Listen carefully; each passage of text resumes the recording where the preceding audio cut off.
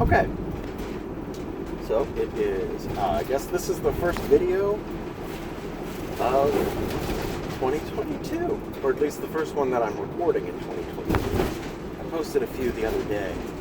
Couldn't remember if it was like on New Year's or when exactly they ended up going up, but that don't matter.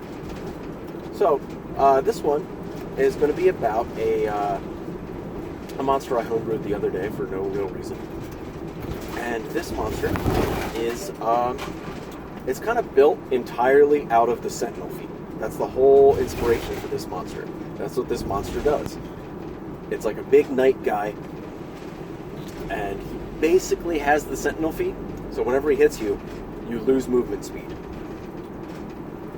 And he has a few different ways that encourages you to move, to try to get away from him. And then even if you do get away from him, he still has ranged attack. Like, he has some ability to perform ranged attacks at people, either by throwing spears or by doing this like retaliatory little spell. So I called him the Sentinel Rune Knight, and I'll put a link in the description for this monster, which you do need a D&D Beyond account to actually view it, otherwise it doesn't view properly. So I could write up this stat block somewhere else, but D&D Beyond is good enough, and it's nice and centralized. Snowplow. So the way he mostly works, and always the numbers, I don't really care about the numbers. He could do more damage, he could do less damage.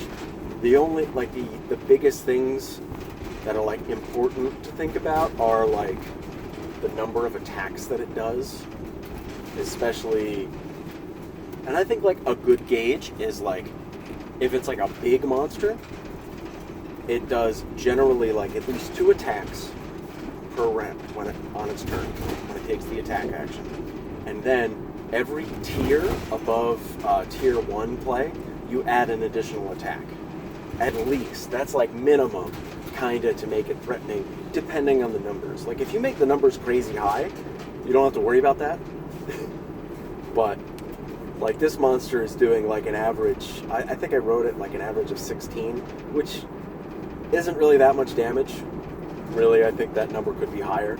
It could be doing over 20 per hit. But again, not important.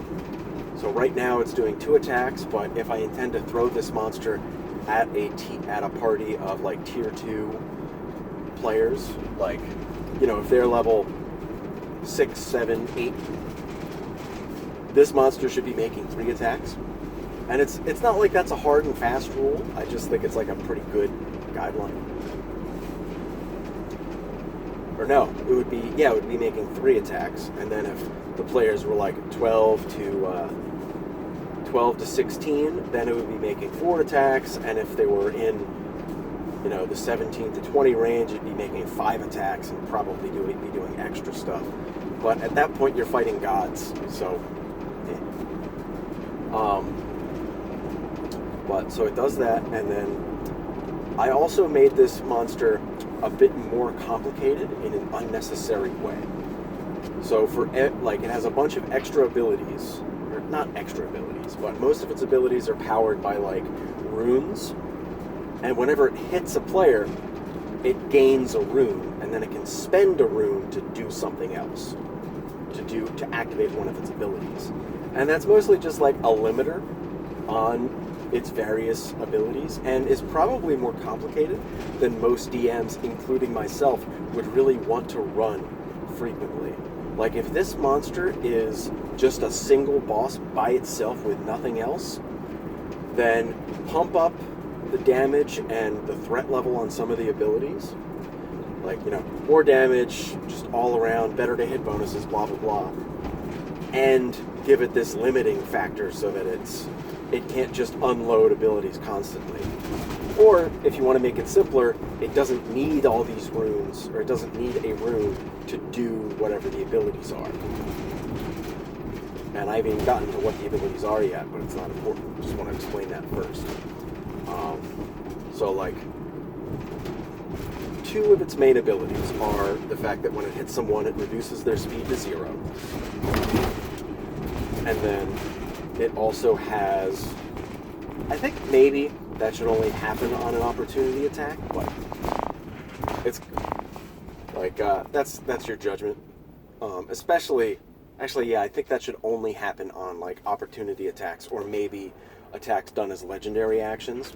So on its turn, definitely it shouldn't reduce things to 0 speed. But every other time, yeah. It's got that ability. Then it also does a little extra damage on its sword swings for each rune it has, which again you can get rid of and just have it do this extra bit of necrotic damage on all of its attacks. Like, just build it in, who cares? Or maybe have it if, like, I also gave it a, like, radial sweeping ability, so it can hit everybody if it's surrounded by a bunch of people, and it can effectively get more attacks that way.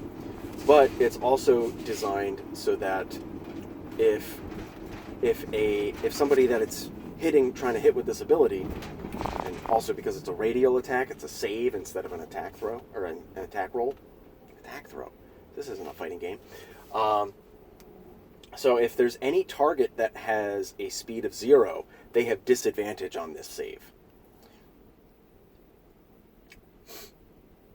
So it has some synergy going on there. Any target that like tries to get away gets hit with an opportunity attack and gets their speed reduced to 0.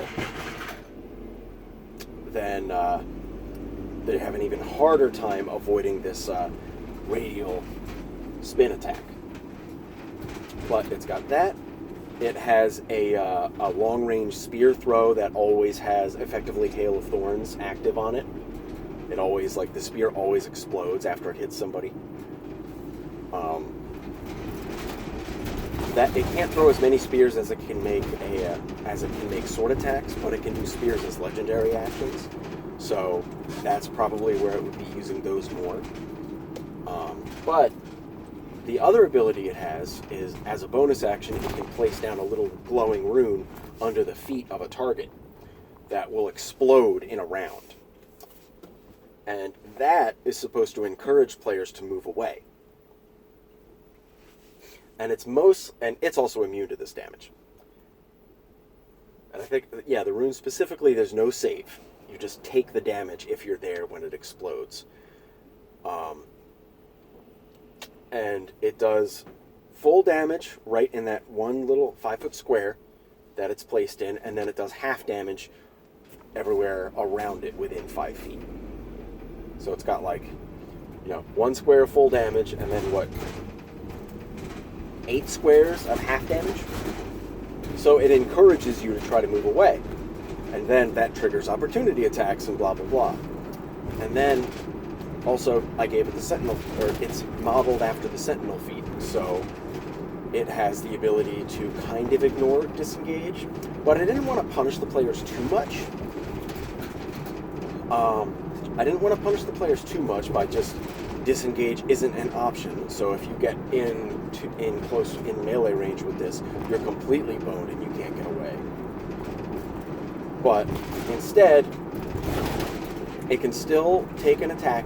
It can still take an opportunity attack at you if you disengage, but it just makes the attack at disadvantage. So the attack still happens, but it's a disadvantage. So you get some sort of benefit from disengaging. Then it could probably have something else where it can, I think I gave it some ability to mark you with a rune. I forget which that one was, but like after it hits you, it can try to mark you with a rune that like gives it advantage or something. I can't remember what I gave it there, but it's probably not important if I can't remember it. But so it has this kind of pseudo Sentinel ability that interacts with these exploding runes that it places down, and these runes encourage the players to try to move away. But then when they do, they get smacked and their speed is reduced to 0. And then they take that burning rune anyway, and the knight got an extra attack. And then, like I said, people that try to stay outside of his range and just pepper it with ranged attacks it can, as a reaction, just kind of do a magical attack back at them that they have to make a save against.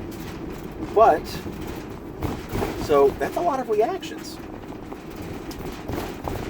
And this monster, if it's a single monster, only has one reaction. So built into those, into that like rune economy that it has, where it has to gain runes and spend runes to do things, I also gave it the ability to spend a rune and it can make a reaction even if it's already used its reaction, as long as it has a rune to spend. But if you decided to forgo the whole rune economy thing and run the simpler version, then it would just be able to, it would just have infinite reactions. Or instead of having infinite reactions, this would just be worded a little differently. Instead of, as a reaction, it can make a retaliatory magical attack at them. Instead, it's just, whenever you're hit by a ranged attack, the opponent, or the attacker has to make a save or take this damage as the rune magic violently retaliates, or, whatever flavor text you want. That way, it doesn't take a reaction, and it essentially just happens. But if you do wanted to use that more complicated, more potent version of the monster that has to rely on you gaining and consuming runes, then you would make this a reaction instead. And it has to spend a rune to do it. That way the players can meaningfully interact and try to, get it to spend runes and limit as how many runes it can actually get, so that it can't make as many of these different varying attacks. What else did I didn't give it any mythic actions. I think I just gave it some, it can place these exploding runes as a legendary action. And I definitely like giving, non-boss enemies legendary actions. Because, you can give, say, there's a squad of these guys. There's, 3 of these guys. And they all have legendary actions. But they don't have legendary resistances. Or maybe they each have one. Maybe they each have one legendary resistance. And these are a super powerful squad of dudes. A squad of Sentinel Knights. But I kind of just made it as an example of a way to give a monster some interesting mechanics that hopefully encourage the players to make specific kinds of choices. And most likely, unless it's foreshadowed in some way, the players would just kind of run up to it and fight it like normal. And then it would place a rune under somebody. And ideally, you want to give them some information about this. Maybe that it's going to explode in a round, or maybe, or the one way you can word it, instead of to avoid just straight telling the player hey, this is going to explode at the end of the monster's next turn, or at the start of the monster's next turn. Instead of just explicitly saying that, say it starts off green, and then at the top of the round, let's assume that in this case, this player is, let's assume in this case, the player is ahead of the Rune Knight in the initiative order. So at the top of the round, the rune goes from green to yellow, and then on the player's turn, it turns from yellow to red and starts to vibrate or hum or something. So that green to yellow to red, and something's happening. Then that player might go, oh, I should probably move. This is going to do a thing. Then they'll move. Then the knight gets a reaction attack, and blah, blah, blah. We talked about that. I think I might have given it something else where it can place a rune on a target and it does something, or it does just get the ability to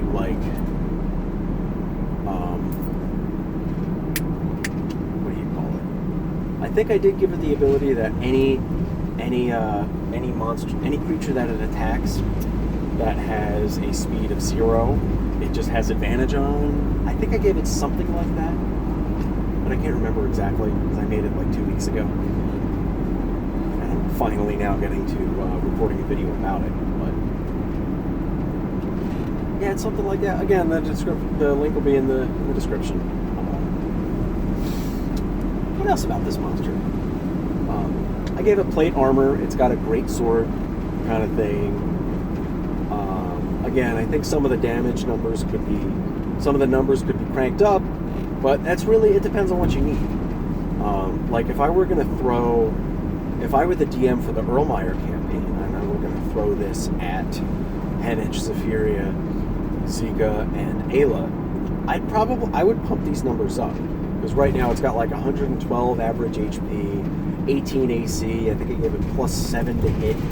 I'd probably give it like a +9 to hit, 180 HP.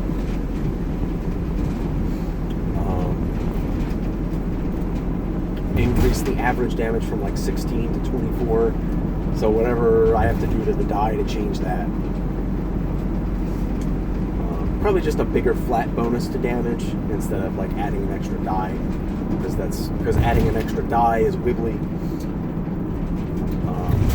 Something else I remember I gave it. I think this is a legendary action, but it can consume a rune to heal itself, gain some extra AC, and gain some temporary hit points. And then it only has this extra AC while it has the temporary hit points, which is a pretty common mechanic that you'll see in other places. Like, this creature gets temporary hit points, and while it has these hit points, it has these extra properties.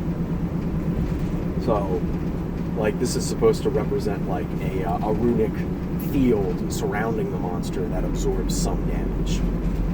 Something along those lines. I think that's all I really gave it. But those numbers could be tweaked up and down depending on what you need. Give it more attacks. Specifically the multi-attack is it can just make 2 rune blade strikes, which is just its sword.